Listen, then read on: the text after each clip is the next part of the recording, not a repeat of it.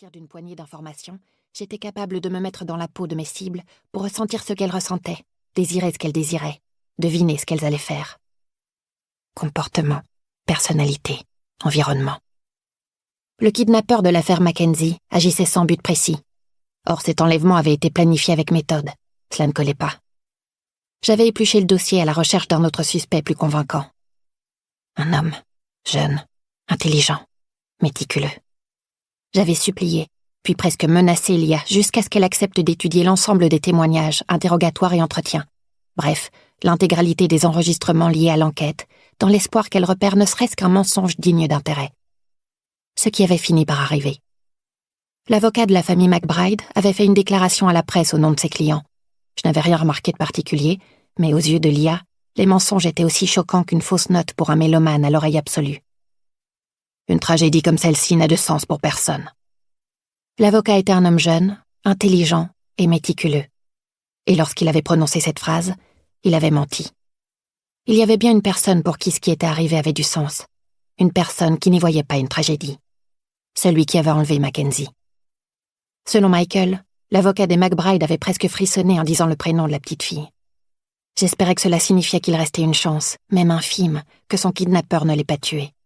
S'il la percevait comme une preuve vivante de sa supériorité sur le FBI. Cassie? Quand Dean Redding fit irruption dans la pièce, ma poitrine se comprima. Dean était calme et taiseux. Il ne haussait presque jamais la voix. Dean? Ils l'ont retrouvé, Cassie. Ils l'ont retrouvé sur sa propriété, pile à l'endroit indiqué par les projections de Sloan. Elle est en vie. Je me levai d'un bond, les tempes battantes, sans trop savoir si j'allais me mettre à pleurer, à vomir ou à hurler. Dean sourit. Ce n'était pas un sourire en coin, pas un simple rictus. Non, il sourit de toutes ses dents et son visage se transforma. Ses yeux chocolat étincelaient sous la mèche de cheveux blonds qui couvrait son front en permanence. Une fossette, que je n'avais encore jamais vue, creusa l'une de ses joues. Je me jetai à son cou. Une seconde après, je me dégageai de son étreinte pour me ruer vers Michael. Celui-ci me réceptionna en poussant un petit cri. Dean s'assit alors sur la coudoir du canapé et je me retrouvai coincée entre ces deux garçons dont je pouvais sentir la chaleur. Mais tout ce que je me disais, c'était que Mackenzie allait pouvoir rentrer chez elle. « C'est une soirée privée ou vous acceptez encore des invités ?» Nous tournâmes tous les trois la tête pour découvrir Lia debout dans l'embrasure de la porte. Elle était habillée tout en noir, hormis l'écharpe de soie blanche nouée autour de son cou. Elle nous observait, un sourcil levé.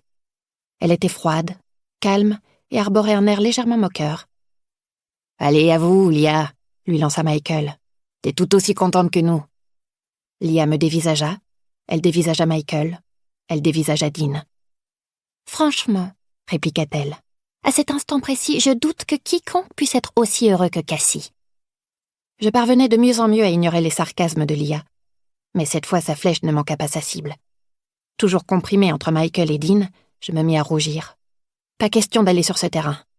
Je n'allais pas la laisser ruiner ce moment. Dean se leva, le visage grave, puis s'avança vers elle. Je crus qu'il allait lui reprocher de tout gâcher, mais il n'en fit rien. À la place, il la souleva et la projeta sur son épaule. « Hé !» protesta-t-elle. Un grand sourire aux lèvres, Dean la jeta sur le canapé entre Michael et moi, avant de se rasseoir sur la coudoir, comme si de rien n'était. Lia fronça les sourcils, mais Michael lui pinça la joue. « Avoue que t'es aussi contente que nous !» répéta-t-il. Elle rejeta ses cheveux derrière ses épaules et fixa un point droit devant elle pour éviter de nous regarder dans les yeux. « Une petite fille va rentrer chez elle, » déclara-t-elle. « Grâce à nous. Bien sûr que je suis aussi contente que vous.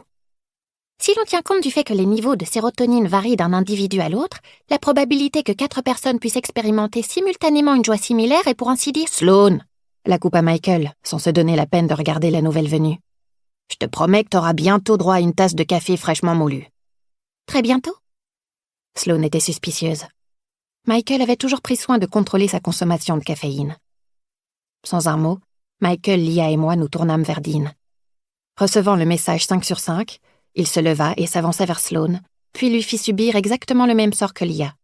Quand il la déposa délicatement sur moi, je pouffai et manquai de m'écrouler par terre, mais Lia me rattrapa par le col. « On a réussi », me dis-je, tandis que Michael, Lia, Sloan et moi nous faisions de la place à coups de coude sous le regard de Dean, qui restait au-dessus de la mêlée. Mackenzie McBride ne deviendra jamais une simple statistique. Elle ne tombera pas dans l'oubli. Pour continuer à écouter ce livre audio gratuitement, cliquez sur le lien dans la description et vous pourrez l'écouter en entier sans frais grâce à l'essai de 30 jours d'Audible.